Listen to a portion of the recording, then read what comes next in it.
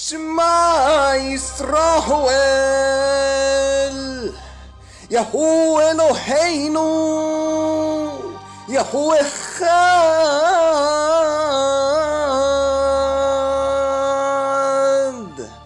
Baruch Shem Kebod Malkotho Leholam Voed.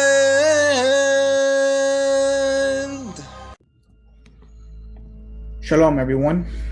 I am the Chief Magician of Mystery Babylon, and I'll be your Grandmaster and host for this very mystical Lurianic teaching.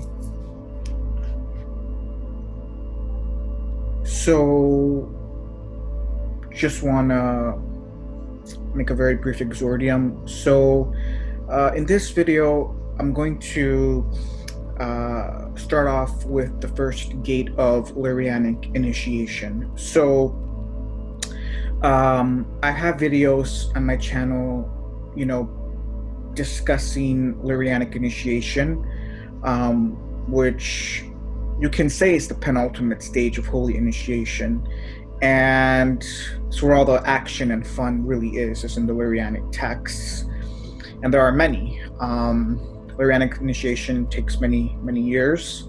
There's many texts to read. They're very long, very complex, very technical. And the first gate, so, one of the problems that we have is that, first of all, there are no English translations of any of the Lurianic texts, with the exception of Eitz Chaim, of Chaim Vital. Now, the problem is that that Eitz Chaim, the text itself, is a very inferior discursive text, and so all of the grandmasters know this, and so Lurianic initiation does not begin with Eitz Chaim. Eitz Chaim is a text that you read after reading a number of principal Lurianic texts, and unfortunately, the only English translation of a Lurianic text is Eitz Chaim. So if you purchase, an English translation of Eitz Chaim, you're doing a disservice to yourself, because there are errors in Eitz Chaim. It's a very discursive text. It's a very inferior Lurianic text, and this is why Lurianic initiation does not begin with this text. And there is a set curriculum for Lurianic initiation. And all of Lurianic initiation begins with the very first gate. And that gate is Shaar, HaHaQdamoth. And Shaar, HaHaQdamoth is the gate of introductions by Chaim Vital. It's about a 200-page Lurianic text. And it is the first gate through which Lurianic initiation begins. And I would say that,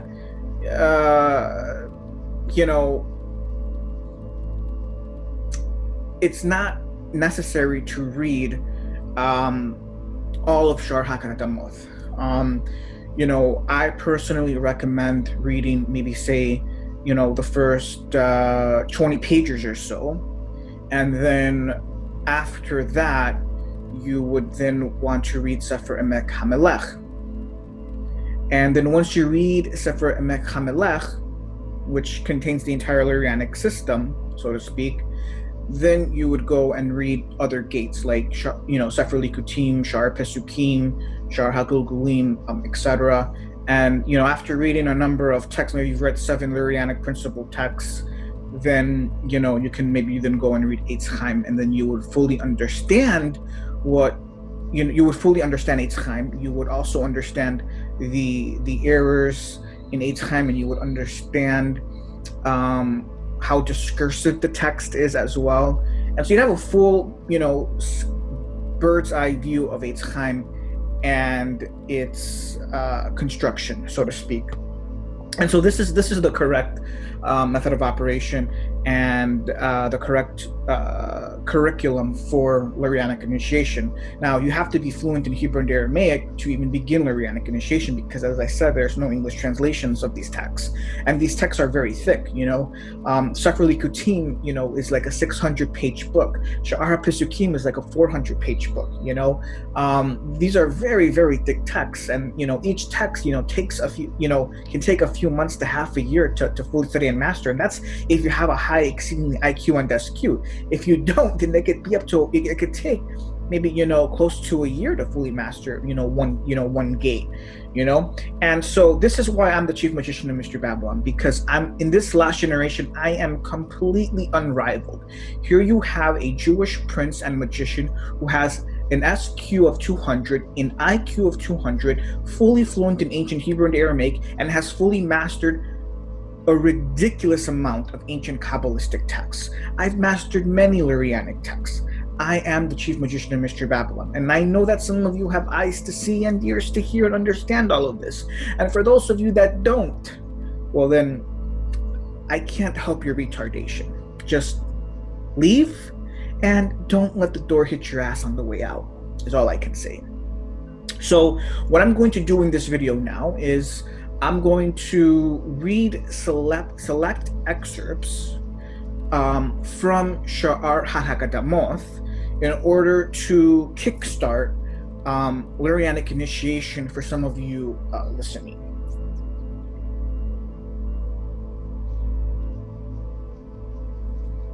Okay, so now I have part of the Hebrew text up, as you can see. So, as I stated, the gate is about 200 or so pages, depending on the edition that you have of it. And I'm just going to read a few select excerpts from it in English from the underlying Hebrew. And this will hopefully, I'm doing this to aid in kickstarting Lurianic initiation for some of you listening who have the abilities and means to begin Lurianic initiation. So here we go.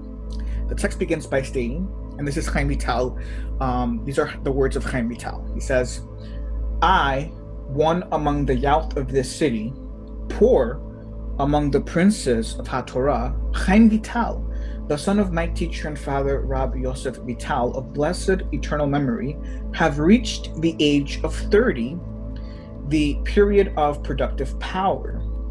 And I find my own potency weakened, and I sit in astonishment, and my thoughts are perplexed. For as it is stated in Yirmiyahu chapter 8, verse 20, the harvest season has passed, the summer has ended, and we have not been redeemed. No remedy has arisen for our maladies, and there is no bandage for our wounded flesh. No cure was found for our afflictions. For the destruction of our holy temple, which lay in ruins these 1,504 years, woe unto us, for the day has already turned, the day of Hashem being 1,000 years, and so the evening shadows were already spread. We are already 504 years into the second day. All the expected dates of the Eschaton have passed, and Ben Dawid has not yet arrived. As is known, the Rabbanon have stated in Talmud Yerushalayim in Yoma 1:1 that each generation destroyed in its own day. Thus, I took it upon myself to investigate in order to ascertain the reason for all this. Why has the end time of our exile been extended? Why has the son of Yishai not arrived? Now, I should add that I myself have currently also reached the age of 30, and this is the period of productive power. And you have this archetype and construct whereby which the very few grandmasters that have existed in our aeon usually reach their grandmaster level status between the ages of 25 and 30, which is kind of where I'm sitting at right now, as a true divine Mechabel of Israel, like Chaim Vital and others similar to us, and of a similar divine root. Now he goes on to state here, Let's see here. Now, let us consider what was said. Now, this is Chaim Vital. He goes on to state, now, let us consider what was said in Tikkunei HaZohar in folio 77b, that for even those who toil in the study of Torah enact this kindness only for their own sake. The meaning of this is plain, particularly in our own time, with its abundant iniquity when the study of Torah became merely a spade for securing livelihood among some of the masters of Torah who study only for the sake of recompense and other annuities. The shame of it is that these are the heads of the academies and the heads of the rabbinical courts who engage in their sacred activities so that their names and spiritual fragrance be known throughout the land.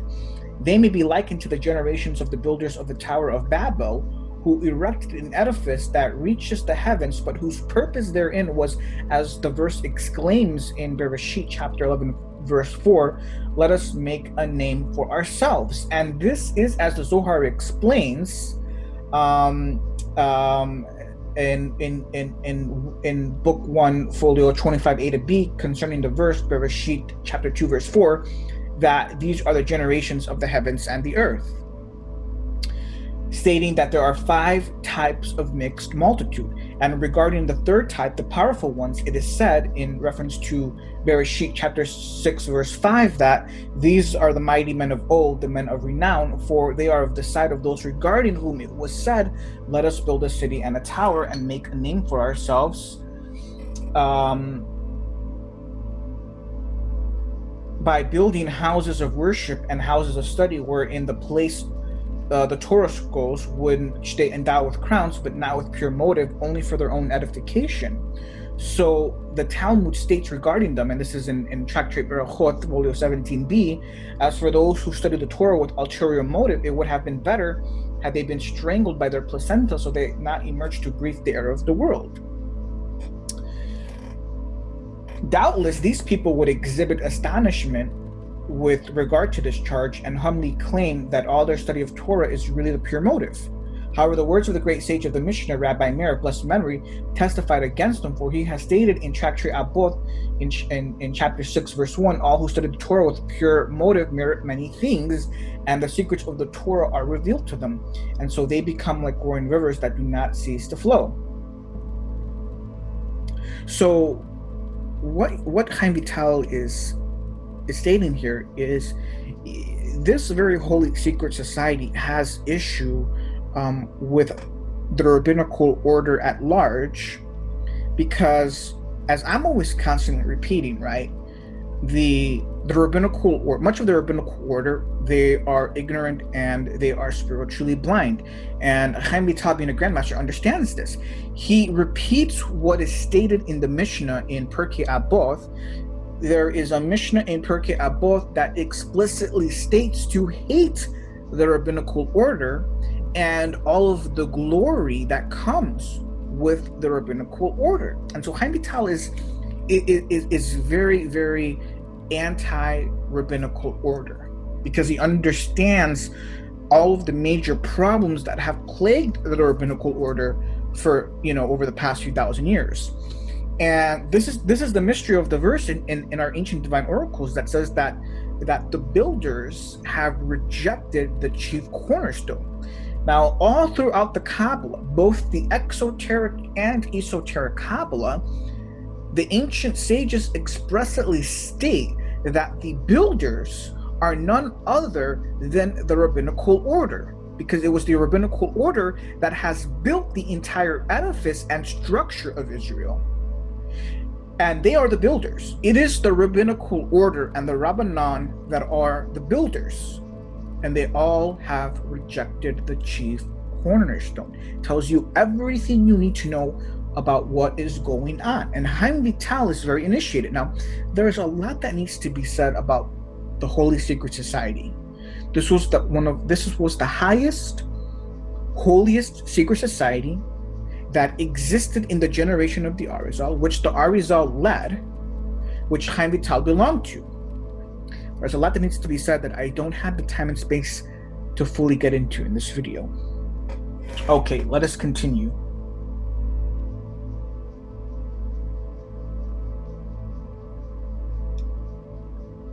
Let's listen very carefully to what he's going to start revealing as we move forward in the text. He says, "It is known that our holy Torah encompasses and is to be found in all the four worlds, which is Atziluth, Yetzirah, Bria, and Asiya.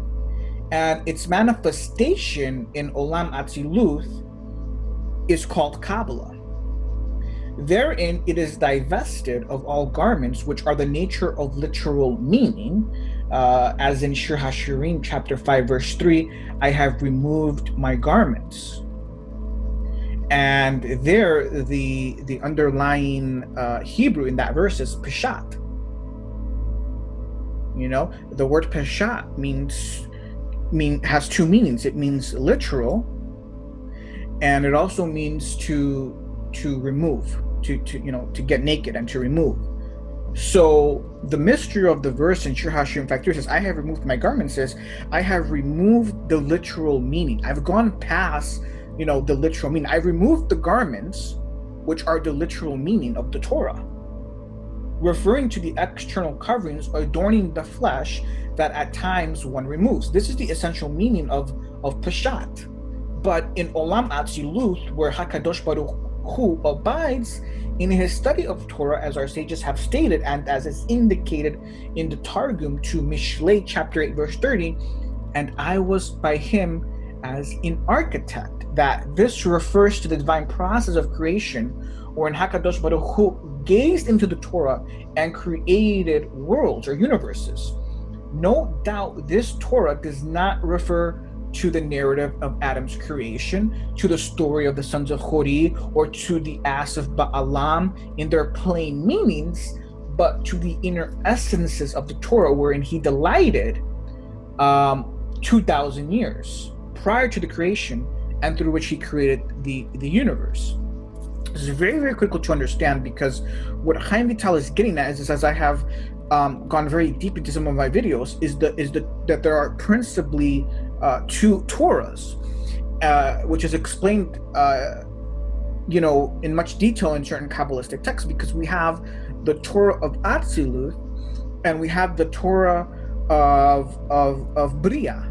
Now, the Torah of Bria is the Torah as the whole world understands it. They only understand the first level, which is the literal meaning of the whole Torah. They don't understand the inner essence and the spirit of the Torah, which is the secrets of the Torah. This is the Torah of Atziluth, as Chaim Vital is explaining here. This is very critical.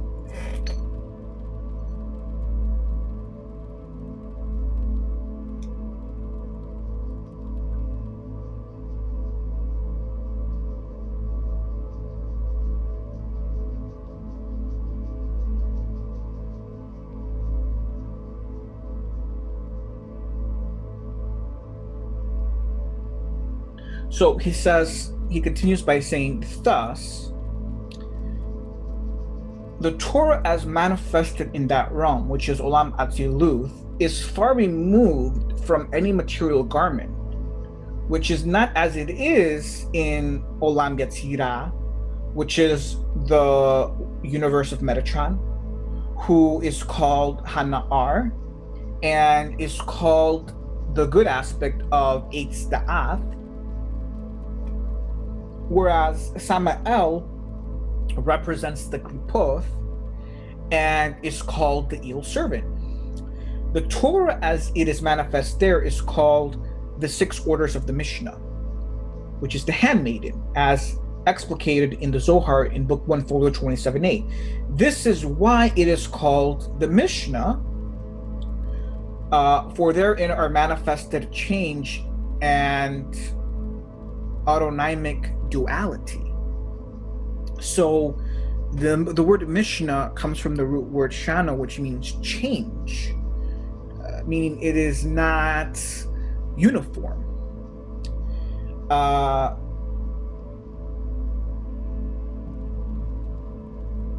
So we have then it containing goodness, which is from the side of the good servant, which is what is permissible, proper, and pure, and evil from the side of the evil servant, which is what is forbidden, impure, and disqualified. And so the Mishnah is etymologically related to the verse in Esther where it says, and Mordecai the Yehudi was Mishneh to King Achashverosh. Like a handmaiden or the servant of a king who is like unto a king, which is merely a representative of his sovereignty. It also bears the connotation of the sleeping state, which is Sheina, as stated in the Zohar and in the very esoteric section Ra'aya Mehemna in book 3, folio 244b, because the word Mishnah also comes from the Hebrew root word Yashan, which means sleeping. So we have that, the Mishnah, which is the oral Torah. So he's saying here, the oral Torah is the handmaiden, right? The oral Torah is the handmaiden. It's Mishnah, which is secondary to the Torah the Atziluth, which is where all the mysteries of the Torah reside. This is also why the Talmud has the same gematria as Lilith, because it is Lilith that rules over the oral Torah. It is the evil handmaiden that rules over the oral Torah. However, as Chaim Vital here states, there is good contained there within the oral Torah. That is, there are many powerful esoteric holy keys contained and encrypted within the oral Torah. This is very, very momentous to understand. We cannot get to this, we cannot entertain this level of stupidity and foolishness where we completely abrogate and abolish the oral Torah, because we have many stupid people, many retards. Some of them are anti-Semitic that think, oh, the Talmud, it's satanic, it's from the devil, it's evil. You're a fucking retard if this is your mode of reasoning, if this is your mode of understanding. You're fucking clueless. Absolutely fucking clueless. If that is your mode of understanding, that is not what Chaim Vital is stating here. These are very, very sublime holy mysteries that are being revelated here, that I'm afraid only very few can understand what is being said here. The oral Torah is a critical component of holy initiation. The highest, most esoteric keys are contained there within. Why? Because Lilith has power. She was given very great sublime power, and she was given very, very powerful keys that are requisite, very, very requisite to the holy initiate and adept. And those keys can only be found and obtained in the Mishnah. That is what Chaim Vital is principally stating here. You need to understand this. Now, for those that don't know this, because we have many Jews that study the oral Torah, they study, but they're asleep. Because the Mishnah, because much of it, not all of it, but much of it is inferior, if you do not know how to properly penetrate and study the Mishnah and the oral Torah, it will put you in a spiritual, it will put you in a state of spiritual sleep. And it will be very harmful. This is why you need to know a master or a grandmaster that can guide you and teach you the oral Torah properly. And we are immensely lacking true masters and grandmasters of Israel in this last generation that can properly teach and guide initiates and adepts through the oral Torah. So he goes on to state, Chaim Vital goes on to state that the words of the Mishnah are like uninterpreted dreams. As for their inner secrets and mysteries, which are called the soul of the Torah, these are the true interpretations of the dream, which is deciphered upon being awake, as in Shaar chapter 5, verse 2, I am sleeping, but my heart is awake. So the verse in Shaar says, I am sleeping, but I am awake. Esoterically, the verse is referring to true holy initiates and adepts. We can go as far as to extend it to masters and grandmasters who they study the Mishnah, they study the oral Torah, they're penetrating the oral Torah to the most esoteric levels. So because they are studying the Mishnah, they are asleep. However, they are not completely asleep. It is as the verse states, I am sleeping, but my heart is awake. Meaning, I am studying the oral Torah, but I'm not being chained and prisoned to the oral Torah. I am still awake. I am sleeping, but my heart is awake, meaning I'm studying the oral Torah, but it is not mastering me. I am mastering it. My heart is completely awake as I am studying and penetrating the oral Torah, pun intended. And what we have is the vast majority of Jews don't know how to study the oral Torah, haven't fully penetrated the oral Torah and the Mishnah, and so they are completely asleep. Over 95% of Jews in the Yeshiva book are completely asleep in studying the oral Torah. This is a fact. And this is, and he goes on to state, this is, as our sages have intimated in Talmud Bavli, Tractate Sanhedrin, in folio 24a, on the verse Icha, chapter 3, verse 6, he has set me in the dark places, which refers to Talmud Bavli. It remains unilluminated without Sefer HaZohar, which explicates the secrets of this Torah and its arcana.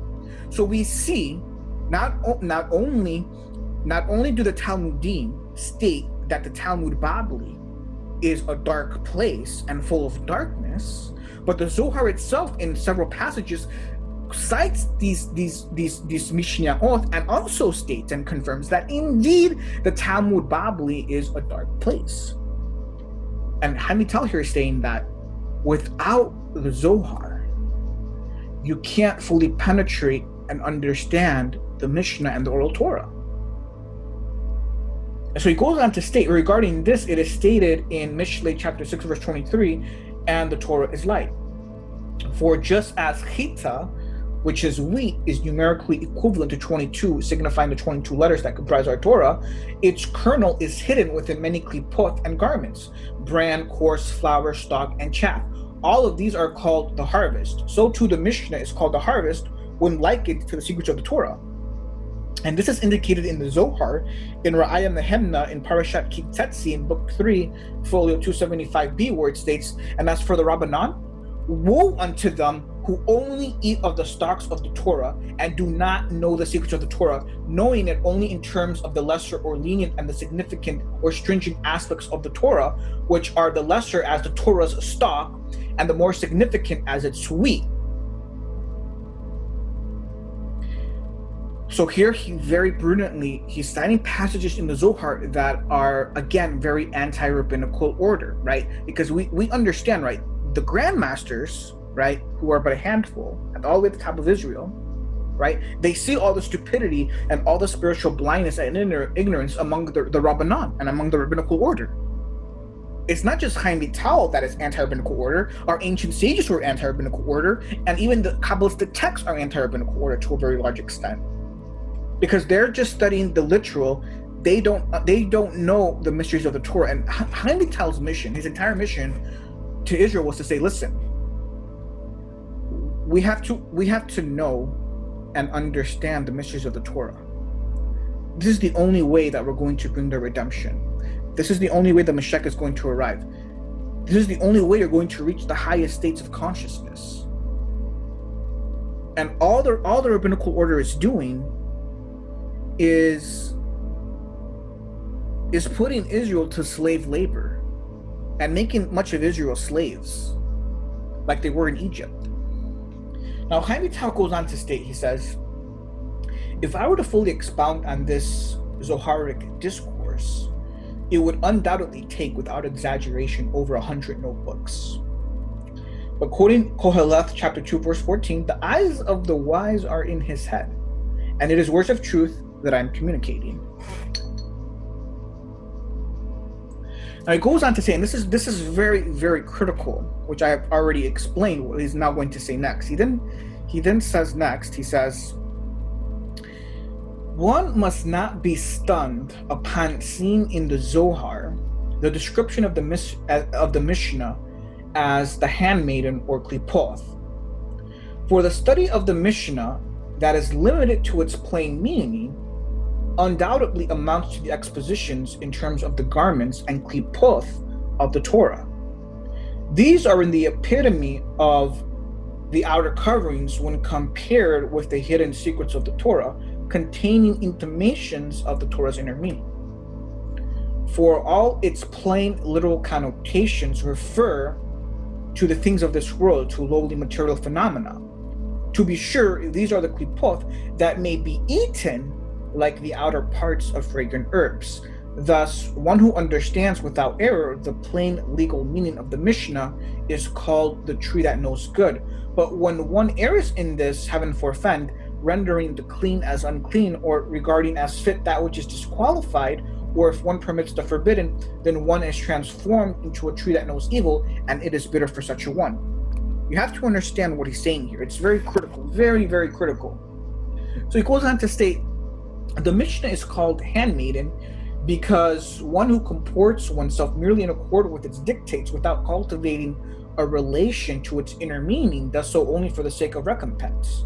For all of his blessed attributes function according to the principle of measure for measure. Thus, with regard to those who toil so as to discern the valid plain meaning of the material dimension of Torah, it is said in Mishlei verse 316, in her left hand there is wealth and honor, referring to the reward received in this world, since they occupy themselves with the study of the Torah as it applies in this worldly manner. And in the Tikkunim, in folio 77b, it states, all the kindness that they enact is for the sake of their own benefaction, like servants and handmaidens who work for their master for the sake of reward. In contrast, one who is occupied with the secrets of the Torah and of the oral Torah, which are of the form of the Torah as it is obtained in the universe to come, regarding this it is said, quoting the same verse in Mishlei, length of days in her right hand, referring to the universe wherein there is the ultimate of length of days. Such a one is like a son who may enter into the inner sanctum of his father because he serves him unconditionally without thought of recompense.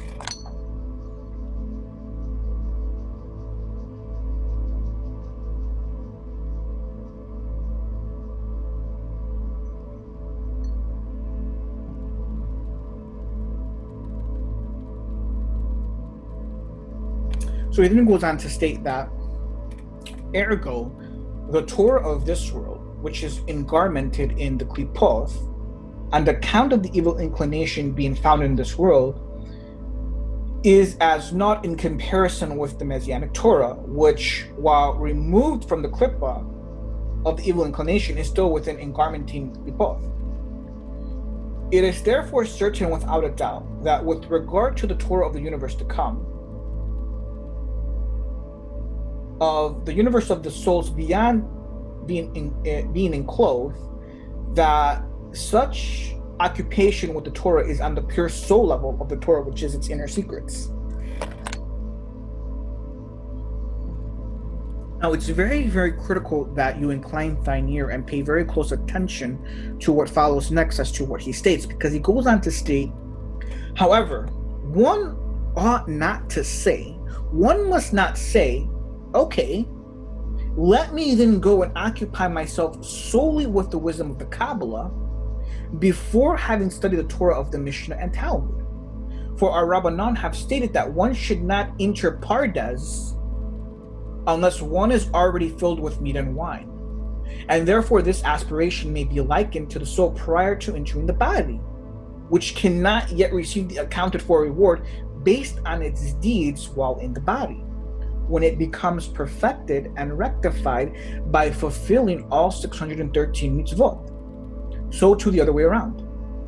A person who in his involvement with Torah study pursues the wisdom of the Mishnah and the Babylonian Talmud without also allowing a portion of time to the study of the secrets of the Torah and its mysteries is like one cultivating the body which dwells in darkness without the inner illumination of the candle of Hashem, which is the soul of man. So that the body withers for want of drawing from the source of life. This is very critical because, as I've stated, there is a standard curriculum for holy initiation. And, I have to say that one of the problems that we have, right, is that you have these, foolish, ignorant goyim, a lot of them Christians, non-Christians, occultists, very foolish, very ignorant. And, they want to study the Zohar, they want to study these Kabbalistic texts, and they haven't mastered the Midrashim, the Talmudim, etc. Right? They have not passed through the initial stages of the curriculum. And so then what happens is they don't fully understand what they're reading and what they're studying. And the higher you go, the less you're going to understand. Because you have to have a strong foundation in the exoteric Kabbalah before you proceed to the esoteric Kabbalah. Now, as a grandmaster, I talk to a number of people who study the Zohar, who study some of these texts. And as a grandmaster, I'm so spiritually advanced. I'm at such a high level I'm operating at such a sublime, level of consciousness that it takes me picoseconds within talking to somebody to discern what level they're at.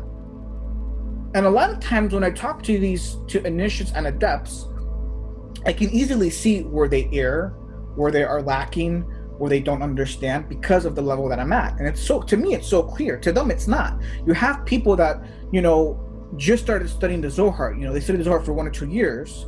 Don't fool yourself. Don't delude yourself into thinking you fully understand it, because you don't. You talk to somebody like me, I'm going to start pointing out a lot of errors in your understanding of the Zohar, because you can't understand the Zohar by itself. You just can't. No one can understand the Zohar by themselves. There are a lot of auxiliaries that are involved and needed to have a full mastery and understanding of the Zohar. This is what Hamital is critically and momentously stating here.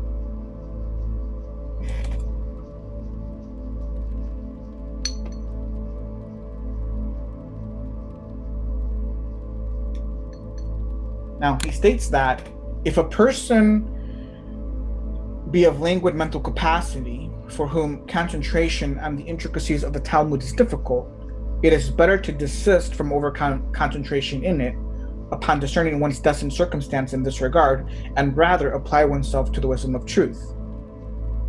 And this is as the Talmudim tell us in Talmud Babylon, Tractate Chulin, in folio 24. It says, a student who for 5 years does not experience positive results in Talmud study should not expect to achieve them in the future.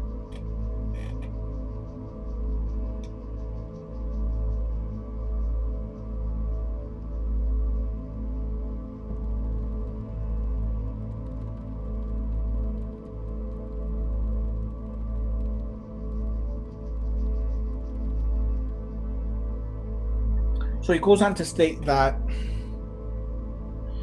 in concentrating on the legal aspects of the Talmud, one should intend to remove the klipoth, which is the cause of questions and not understanding the answers to the questions. So you have to remove the klipoth that's hovering over eitz da'ath. This is the function of the Mishnah, or the maidservant of the matronita. And following this, one is to intend to adorn the matronita herself with the wisdom of the Kabbalah. And so he says, enough said here, for this is not the place to further expound on it.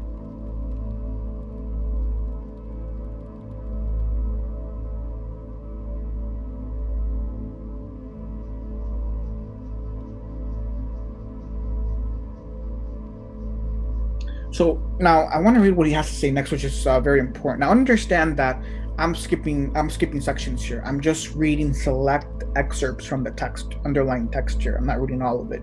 So definitely understand that. So he goes on to say that it was explained elsewhere by the author of the aforementioned discourse, and this is in Zohar Chadash in folio 18c, that the transgression of Adam Rishon was in partaking of the fruit of the tree of knowledge of good and evil, which is that he did not choose to partake of the tree of life, which is the wisdom of the Kabbalah.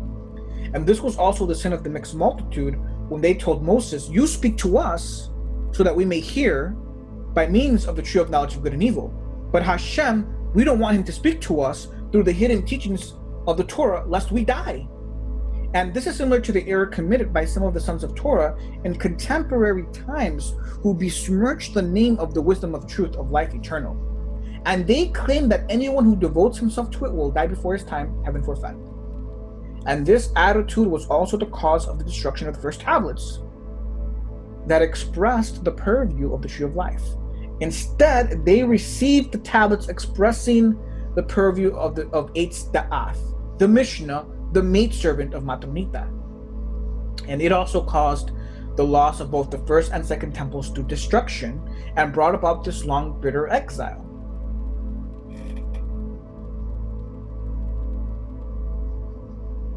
So it is now clear that this transgression began with Adam Rishon and continues until now. Now, what he has to say here, I cannot even begin to inform you listening the shattering, staggering implications and ramifications of what he has said here. What he has said here is one of the highest divine seals and proofs that he was a grandmaster belonging to one of the highest, holiest secret societies in existence. It signifies that he possessed very esoteric knowledge and wisdom that he did not fully commit to writing, that he did not reveal. This is a fact. This esoteric knowledge and wisdom is possessed by moi, yours truly, the chief magician of Mystery Babylon. To fully expound and reveal would take me many, many, many hours and could fill hundreds of notebooks. No exaggeration. I cannot even begin to explain to you the staggering, shattering implications and ramifications of what he has revealed in this passage. I will tell you that it is revealed in my upcoming book that I will very soon publish. Be on the lookout for, if you are a true initiate and adept, or master or grandmaster for that matter. Now he says, this all goes back to Adam Rishon, and we see this throughout all the generations. And we see it even now.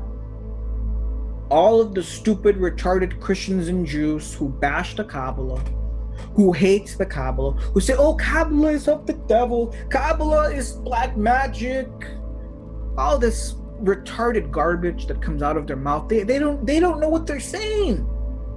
They're so ignorant, so spiritually blind. Saying, oh, I love Jesus. Jesus is my Lord and Savior. You don't fucking know Jesus. I mean, you know Jesus like a baby knows his parents, for crying out loud. Seriously, get a fucking clue. We have the same problem. We've had it for the past 2,000 years. No one is studying the Kabbalah. Who is a master of the Kabbalah? Who is a grandmaster of the Kabbalah? Who truly understands these very ancient esoteric texts? No one really. The problem has persisted, and it's really bad in this last generation. It's at its worst in this last generation, in many regards.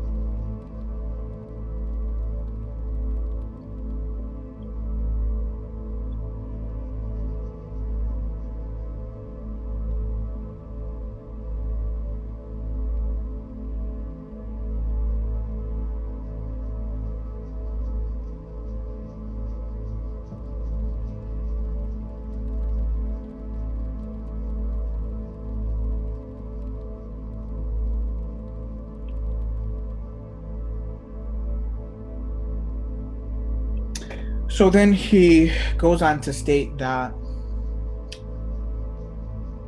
the 32 pathways of Chokhmah, of truth, are hidden within the 13 modes or the 13 principles of exegesis, which were outlined by the ancient Rabbi Ishmael. And all of them taken together constitute one heart, because the word heart in Hebrew, leib, has a gematria of 32 for the 32 paths of Chokhmah. And this is also indicated in Zohar Book 3, Folio 244b, that the Rabbanan of the Mishnah and the authors of the Talmudim organized the entire Talmudic enterprise along the principles of the secrets of the Torah. But without a doubt, those who only study the Talmud Babli are groping like the blind seeking a wall, quoting Yeshayahu chapter 59, verse 10. And so their grasp encompasses only the garments of the Torah, and they do not possess the eyes to behold the Torah's secrets hidden within.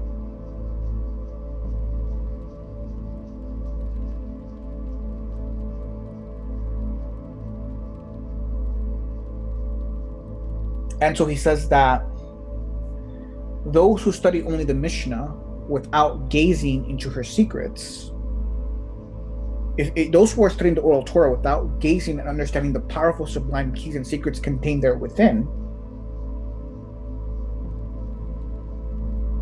they are certainly blind. And so one who studies only in the plain meaning is called a servant.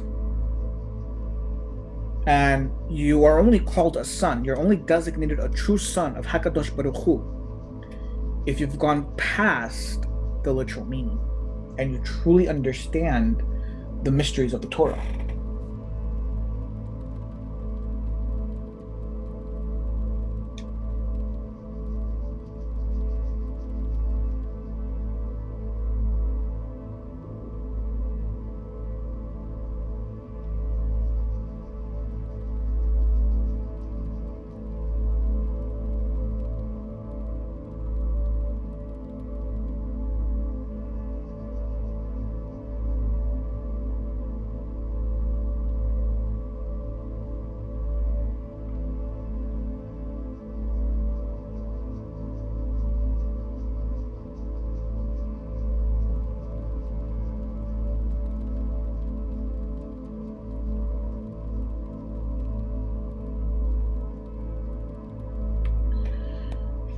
Please be patient with me as I'm just trying to see what to read and what not to, what I don't want to read.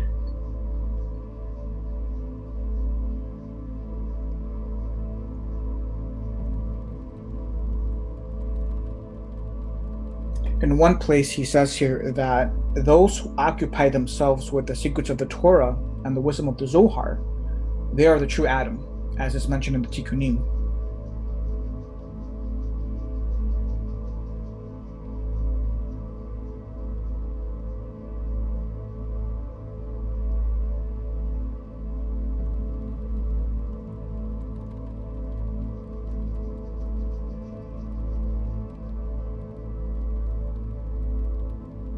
So it goes on to say that, this is very important, it has been clearly explained even through the words of the Ta'anim that the authors of the Mishnah, that one cannot completely fulfill one's obligation to the study of the Torah even through the study of Scripture, which is the Mishnah, Midrash, and Talmud, alone, for one is also obliged to study the secrets of the Torah, the works of the Merkava, to the best of one's ability. For HaKadosh Baruch Hu derives no pleasure from the creation of his world, except when his sons below occupy themselves with the secrets of the Torah in order to recognize his greatness, beauty, and stature.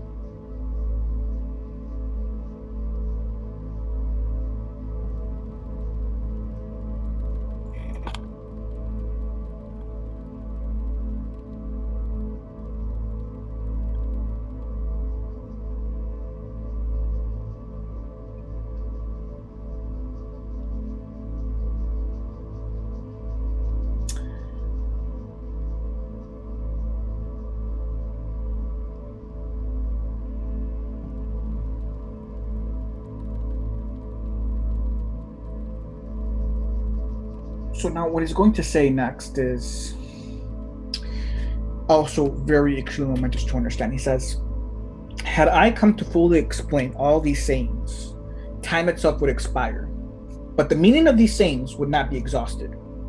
We may, however, attain an abridged understanding of them by what was said above, that the reward for the mere performance of the mitzvot and Torah study is in this world, and in the lower Gan Eden. But in order to enter into the higher supernal universe, this would not suffice unless one also toils with all of one's capacity to attain what can of the wisdom of the Zohar.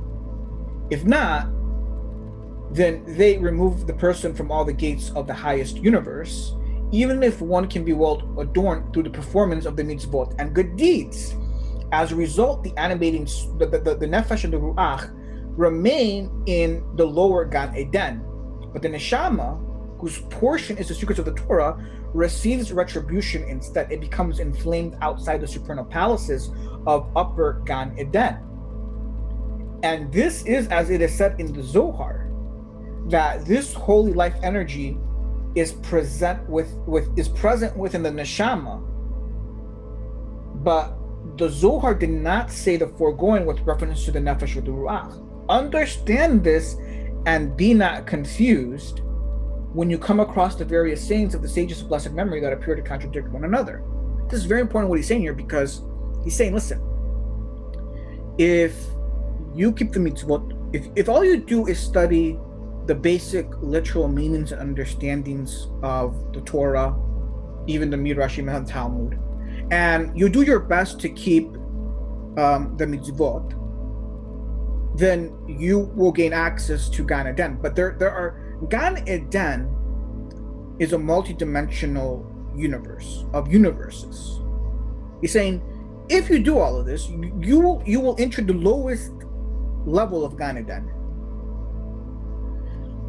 He says the only way that you can truly ascend and reach the highest universes, the highest levels of Gan Eden, is by becoming a grandmaster of the Kabbalah, like myself. And this is as I fully explained in one of my videos, in how to access the highest universes and reach the highest universes and attain the highest levels of consciousness. It's very, very, very momentous. Cannot emphasize this enough.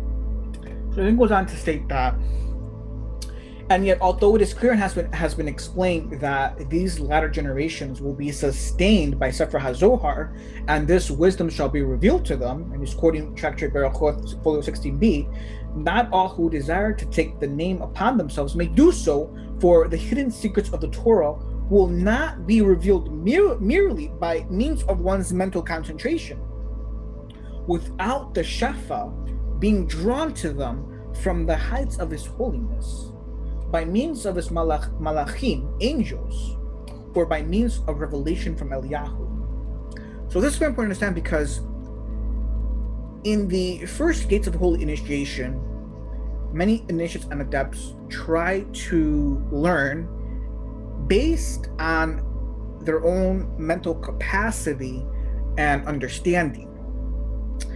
And not understanding that at the highest levels, it is largely a function of the divine Shefa and divine revelation from divine entities like Eliyahu. Now, I, residing at these sublime levels, I receive direct divine revelation from Shekhinah, from Mashiach.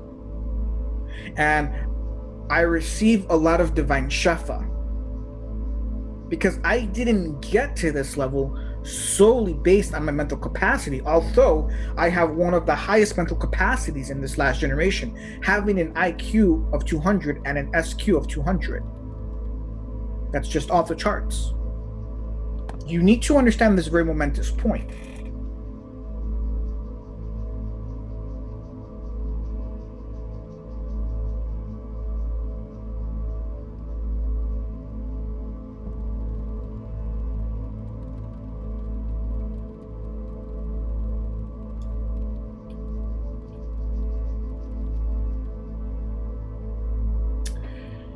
And he goes on to state, and I don't want to read the full passage, but he goes on to state that, as is stated in the Kabbalistic texts, that the Mashiach, who is Musha, reincarnates in every single generation.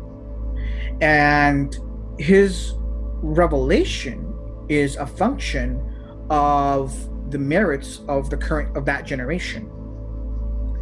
So he says that the Mashiach, who is really the internality of Musha, reincarnates in every generation. This is what our Kabbalistic texts state.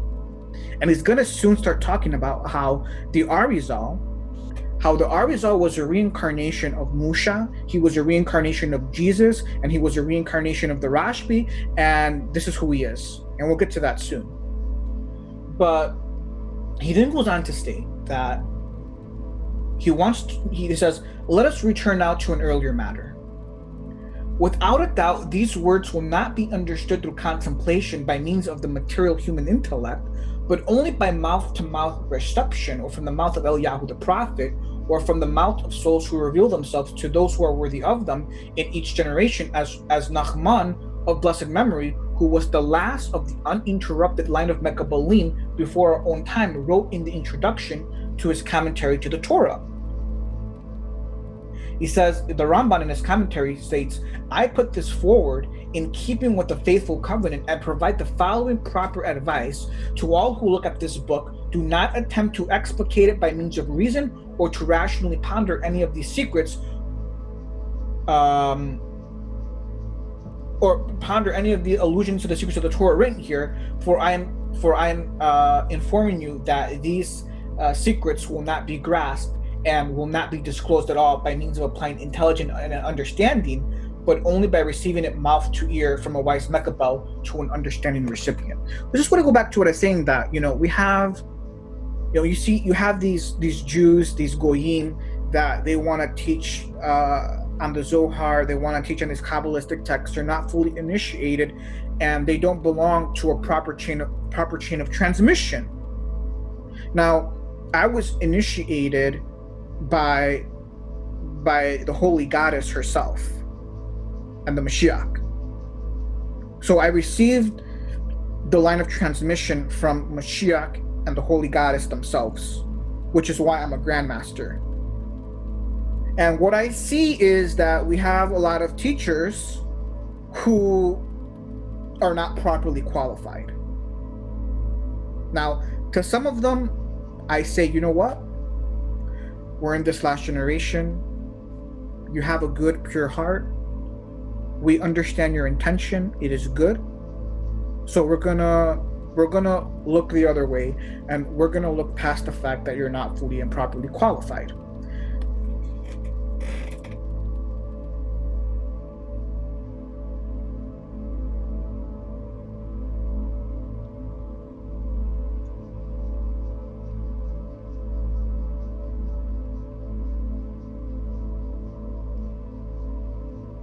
Now, listen very carefully to what he says next, because now he's going to describe his grandmaster, his teacher, who is the Arizal, who, as it is explicitly stated in our most secret texts, that the Arizal, he was a Gilgul of the Rashbi, and he was a Gilgul of Musha, that he is HaMashiach for all intents and purposes. He is HaMashiach. He is also a Gilgul of Yeshua, HaMashiach, HaNatzari. This is what he says. Behold, today I will express mysteries and the wondrous works, quoting Eob chapter 37, verse 16, one pure of all precisions, for in each and every generation he works his wondrous grace with us.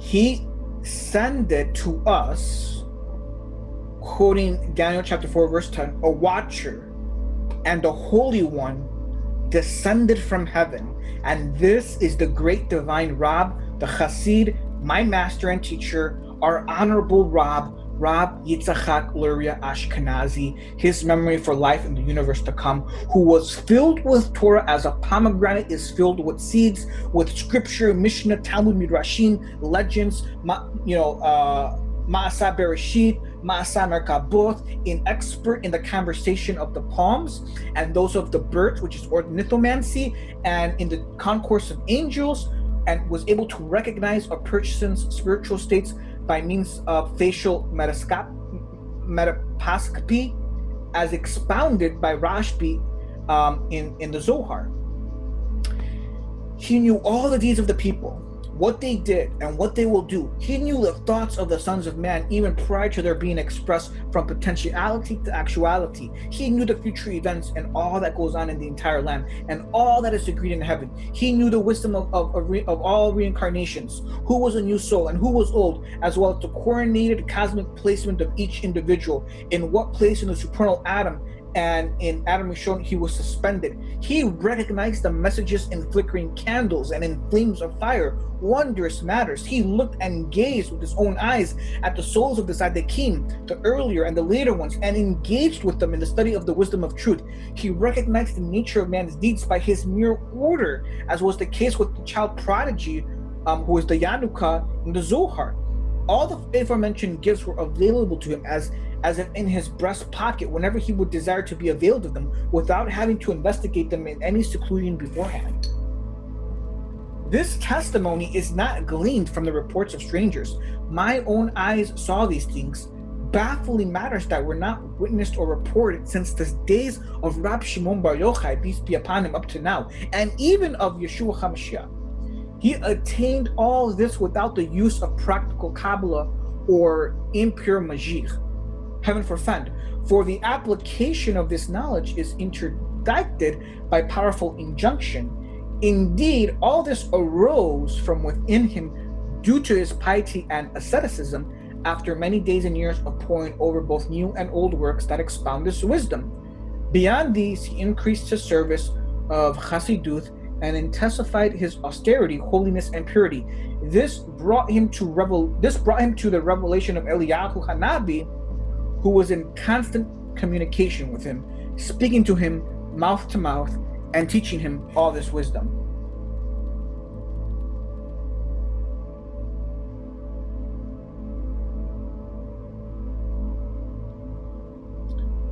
So it goes on to say that in the past, each one of the sages knowledgeable in the wisdom would undertake its pursuit with great circumspection and would never reveal it to anyone except to an exceptionally unique disciple.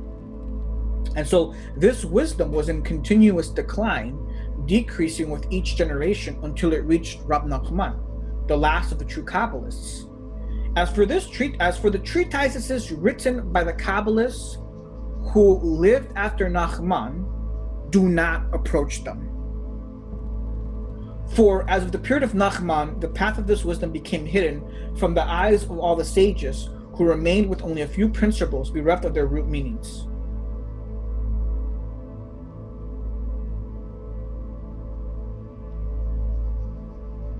You may discern this for yourself, because any sharp-minded person who concentrates on acquiring their principles can master them within 4 or 5 days, and all their works are full of repetitions, saying the same things with different words. The entire extent of their principles revolve around their being tense-furled. They compose heaps of treatises upon this, but the upshot of what they have to say can be written up in 2 or 3 notebooks.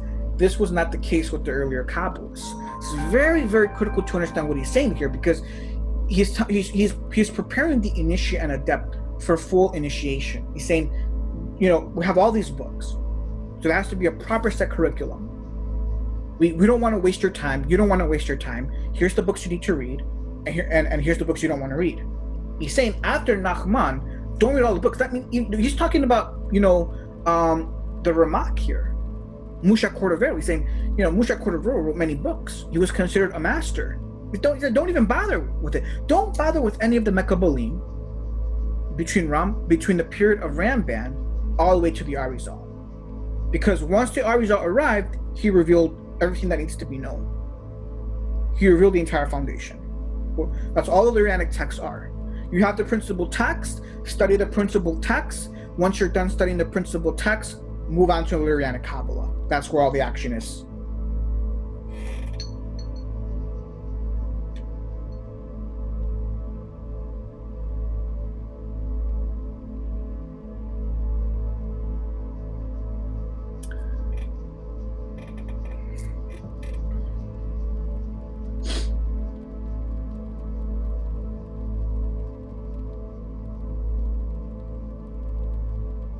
Okay, so if you probably noticed, I wasn't scrolling down the underlying Hebrew text. I have another computer which I was reading from because I'm having issues with this computer that I'm presenting from, which it's very blurry and I can't really see well the text, so I had to do it from another computer. So that's why you didn't see me scrolling throughout the text, because I was reading it from another computer. But I've read to you, most of the text here, which is about, I don't know, maybe it's like I read to you like 5% of the entire gate of Shaar HaHaQdamoth.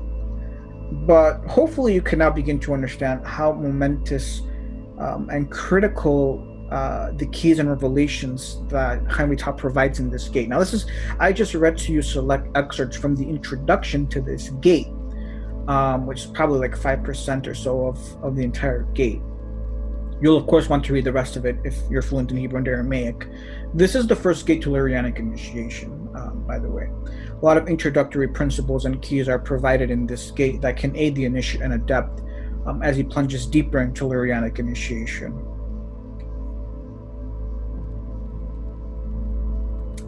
Well, I hope that you enjoyed this. You learned a lot. I've done all of you a very big favor by translating into English very momentous critical sections of the first gate to Larianic initiation, and I hope that it will be a powerful auxiliary to your holy initiation. So with that said, shalom wa salam.